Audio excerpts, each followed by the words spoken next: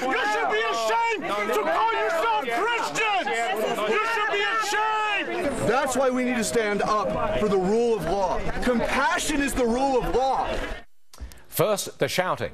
Now, the shutdown. Because now we're hearing no buses carrying illegal immigrant children will be coming to Oracle, Arizona today. Is this guy the reason why? The sheriff who sounded the alarm is here now. Welcome, everyone. I'm Stuart Varney in for Neil Cavuto, and this is Your World. Tensions mounting in Oracle, protesters on both sides clashing amid talk that busloads of illegal immigrant children were about to arrive. And while the buses never showed up, the protests are still going on. To our local affiliate, KSAZ reporter Andrew Hasbun, who is on the ground in Oracle. Andrew. Stuart, good afternoon. Once protesters here got the word that no buses would be coming, they started filtering out, but they have not given up. They have vowed to come back. Word got out yesterday, or actually Sunday night, that 40 undocumented migrant children from Central America were going to be brought to a youth camp here in Oracle, Arizona, which is about 35 miles northeast of Tucson, Arizona. Once word got out, these protesters mobilized. They vowed to pull a Murrieta-style protest here. Let's see now. We've got Pinal County Sheriff Paul Babiu. He sounded the alarm at today's protest. Is Sheriff Babiu with us right now? Yes, right here, Stuart. Sheriff, what's the very latest that you've got here? What's happening? Well, right now this morning, I was there at 6 o'clock in the morning, and I addressed both groups, those who want the unaccompanied juveniles there and those who are very much opposed to them coming. And I said, look, the ground rules here, my job is to ensure that you and your First Amendment rights to free speech, to assembly, and to protest are safeguarded, but we want no violence. And we want everybody to follow lawful commands. And everybody was very cooperative, but things did get heated. There was some shoving and back and forth. Now, you told people that the buses would be coming. You've taken some criticism for that. Is it possible that you told people that protesters assembled, and that's why the authorities did not show up with the buses, because they wanted to avoid a confrontation? Is that possible?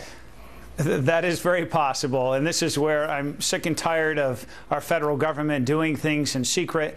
They've undermined the rule of law, and we have enough problems here in Arizona fighting the drug cartels and the illegal immigrants, never mind flying or busing them in from Texas, compliments of President Obama. But this is going to become a cat and mouse game to some degree, is it not? Everyone trying to find out where these buses are going to come and when they're going to come. The protesters will arrive, more and more secrecy. Not a good situation, Sheriff. Well, last Monday, it's not a good situation, but Jay Johnson, the current Secretary of Homeland Security, testified before Congress, and in fact, the senator from Colorado, Udall, and he was asked, are you coordinating with the state and local authorities? And he said, yes, we are. And I can tell you for a fact that that's not true.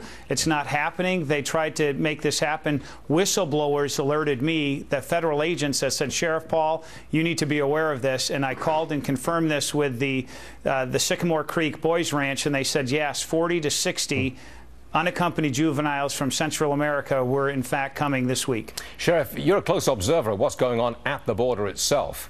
In recent days, have you seen any attempt to beef up security? Is it still porous? I can tell you, being here on the front lines, that the border is not more secure than ever. That's a big lie in an effort to get to this whole process of legal status for 11 to 20 million illegals. What we need, and I believe, and I've said with Christine Jones, that we need to deploy 1,200 armed soldiers to the border here in Arizona to secure the border. And in the absence of the federal government doing this job that's in the Constitution, that's their duty, they've neglected to do that. So I believe the 10th Amendment, states' rights, we need to step up and take control ourselves, and for governors of border states to deploy their National Guard and to pay for it. And as costly as that may be, that's the only thing that's going to solve this issue long term. Sheriff Paul Babiu, thanks for being with us today, sir. I'm going to go back to that local affiliate, KSAZ. The reporter there is Andrew Hasbun. I want you to continue your report, Andrew. I'm sorry I interrupted you. Go.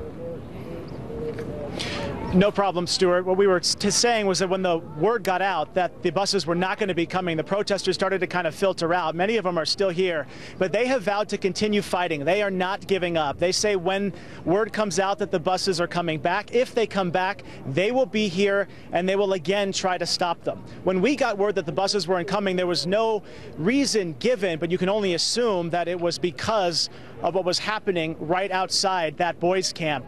And the protesters out here are now claiming victory. They think that what they were doing caused the buses to not come. Just down the road from here, there's another protest. You could call it a counter-protest. People who are in support of these undocumented immigrants, they are urging protesters and everybody involved to treat them with respect. Nobody really knows when the buses are going to come back or if they come back. But again, Stuart, the protesters that are out here outside the camp say they will be back and they will do everything they can to stop the buses from coming to this facility. Stuart? Andrew Hasman, thank you very much indeed. Now, the administration is touting that it just sent 40 of these illegal immigrants back home to Central America.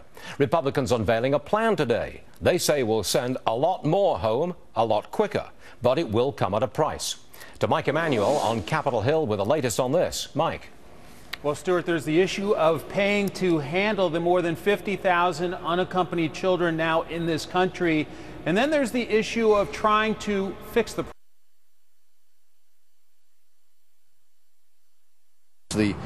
these narco trafficking coyotes, these cartels have seen a weakness in the system.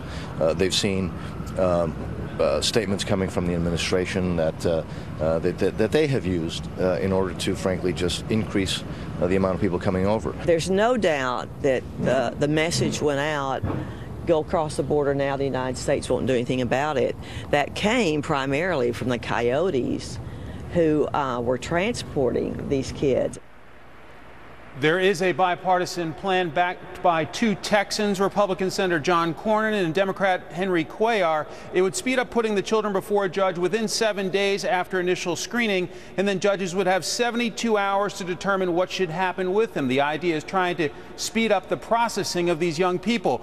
Bipartisan, but the Senate's top Democrat doesn't like it. We're having a briefing tomorrow night at 5:30, all senators briefing on this issue. But from all the reports I've gotten on the legislation, the answer from me is no, I won't support it. But many lawmakers say just giving the president a $3.7 billion check for these children in the southern border doesn't fix the problem. Stuart? All right, thank you, Mike. Maryland Republican Congressman Andy Harris fought the administration's plans to house illegal immigrants in this Army Reserve facility in his area. It appears he won that battle. Congressman, welcome to the program. Good to have you with us. Good to be with you, Stuart. First of all, how did you stop these illegals coming to your constituency?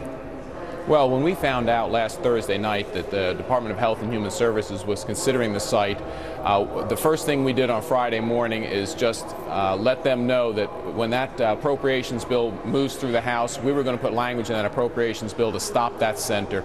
It was a totally inappropriate thing to do. We've got to stop this at the border and not ship these children thousands of miles only to have their hearings to go back. Is this not going to happen time after time when any locality finds out that children and illegals are coming to their locality? They move heaven and earth to stop it. I mean, I just used the expression a cat and mouse game of secrecy. Is that what we're in for? I think it might be. You know, the county council in that county that was in my jurisdiction, they had an emergency meeting on that Friday night. But otherwise, I don't think HHS is actually cooperating with the counties. I think they're just trying to find a place that won't object. Have you come up against any opposition from Hispanic voters in Maryland about what's happening with this immigration issue? None at all. I will tell you, I think this is a bipartisan issue. I think people on both sides of the aisle realize that this policy needs to be thought out much better than just trying to find these random places throughout the country to house these unaccompanied children, again, while they wait what could be months under the current law and the current administration policy to have these hearings to repatriate them back to their families in Central America. Do you support the bill proposed by Senator Cornyn and Representative Cuellar, which would speed up the process of repatriation? Absolutely. We have Representative Salmon here in the House has introduced the same kind of legislation that would basically take the 2008 law and make sure that we could apply it very quickly, if at all, to these children, and again, speed up that repatriation process. Look, let's take care of the children, let's vaccinate them, let's give them a health exam, and then let's get them in front of a judge to, again, start the process of sending them back home to their families in Central America. Now, does that apply to the children already here? Because you'd have to retroactively change the law to bring in the children already here. Well, I would support retroactively changing the law. Obviously, you know, the horse is out of the barn at this point, but I think we've got to close the barn doors and we've got to deal with, again, those unaccompanied children. I think that they were brought here under a false promise that they would be granted amnesty, and I think that we have to do what is right. Keep the children who are truly trafficked or sex trafficked, the very small minority of them, yes, they should be allowed to stay here to escape that, but the vast majority need to be repatriated back to their family in Central America. Would you agree with this statement? When all's said and done, it'll take years to repatriate most of the people who are already here. I hope not. Stuart, I hope we can do this. We can hire the judges, get them on the border, and have these hearings done very promptly and do the repatriation quickly. Otherwise, this will run into billions and billions and billions of dollars. Representative Andy Harris, Republican, Maryland. Thanks for joining us, sir. Appreciate it. Thank you. Sir.